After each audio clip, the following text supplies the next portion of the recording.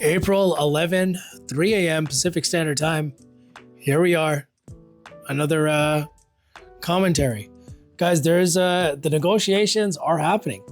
Please verify all info on your own for entertainment purposes only. You know the drill. Let's get into it. Iran, Pakistan, USA are currently negotiating, talking in Islamabad, Pakistan. Wild. Now, Iran didn't go there yesterday.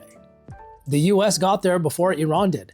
Iran is like, we're not going if Lebanon is going to continue to be attacked. It's not happening. So their commands, they had two demands, Iran did, in order to show up. Demand number one, release $6 billion with the B dollars, okay, that the US had frozen of Iran's money. Iran is like, release our money back to us. And then number two, make sure that is accepts a ceasefire and does not attack Lebanon. And the US gave in and they said, fine, we'll accept both of your conditions. So Iran showed up. So guys, later on today is going to be the next, like the big wave of negotiations. There's been negotiations happening all night.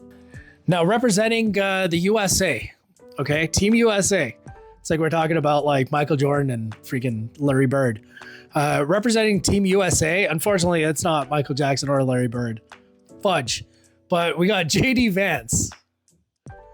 And then we got Kushner and Witkoff.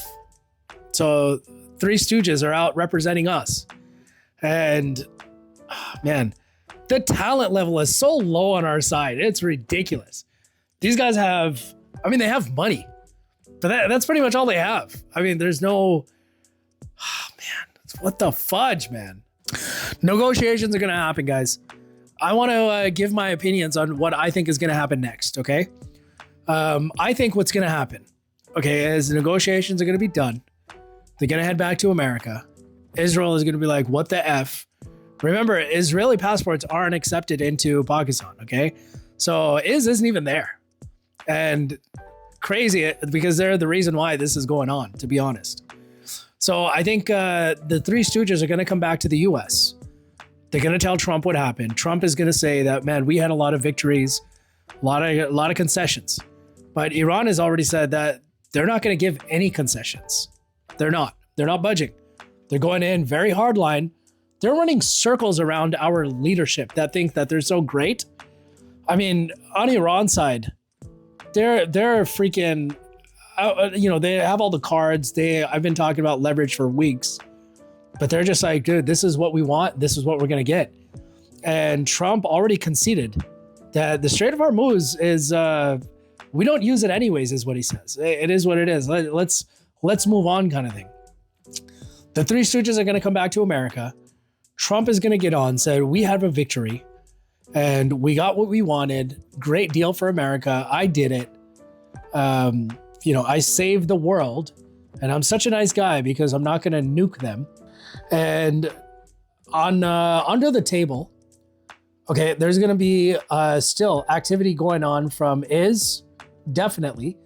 Is kind of waiting to see what happens in the negotiations and what concessions can be had. But because they're not going to get any, is going to continue there for sure.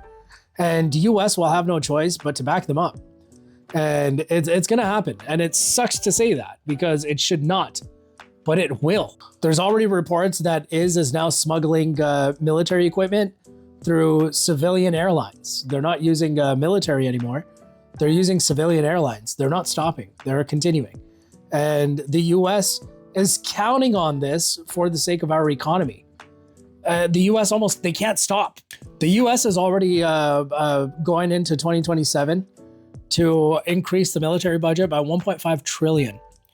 And I thought that maybe there was going to be some hope that US was going to cut the umbilical cord. And honestly, I don't know. I mean, I think unfortunately, Trump is a moron. He's going to be playing into Iz's hands because, well, they got him on a leash, to be honest with you. And I think Iz is going to do what they do. Trump is going to, honkadory, let's do it. But on the surface, he's going to say, I'm peaceful, this, whatever. I think that, there's going to be a lot of pressure that's going to come on to there's no question in my mind. Turkey is already talking. It's funny, just today, Turkey said in a statement that if it wasn't for the ceasefire that has been announced that Pakistan has been doing, we were about to jump into the war. Literally, Erdogan said that today. And I talked about that yesterday because it's just a matter of time. Turkey also has interests over there, especially right in the Lebanon, Syria area. Okay, now they're getting close to their borders. And Turkey knows that just can't be trusted. So guys, there's really, it's a crazy menace going on right now. And a lot of these countries that are there are just like, enough is enough. And especially just like how IS wants to use their momentum, the countries on the other side opposing this, IS's actions, want to carry the momentum that Iran has built. Iran is walking around like, like an absolute superstar right now, guys. Give it 2 to 3 years and it's not looking good for IS. It's not. I think there's going to be a lot of pressure, guys. There's not a whole lot of news right now because there is a ceasefire in that part of the world and negotiations are going on. But I really feel like 2 to 3 years is donezo. I mean, they're already donezo. I've talked about the reasons why, but we'll see what happens. But I really do genuinely feel like that Iran's going to go back and they're going to be like, okay, great. But their finger's still going to be on the trigger. And US and IS are going to say, hey, we got our victory, whatever, but they're still going to be going. And this is not done. I don't care what negotiations come out. Everybody's happy. Everybody's, whatever, agrees on peace. It's not happening. It's not happening. No matter who's involved. This is like formalities, but it's politics. This is kissing the baby, shaking the hands. I'll see you guys later. Have a good morning.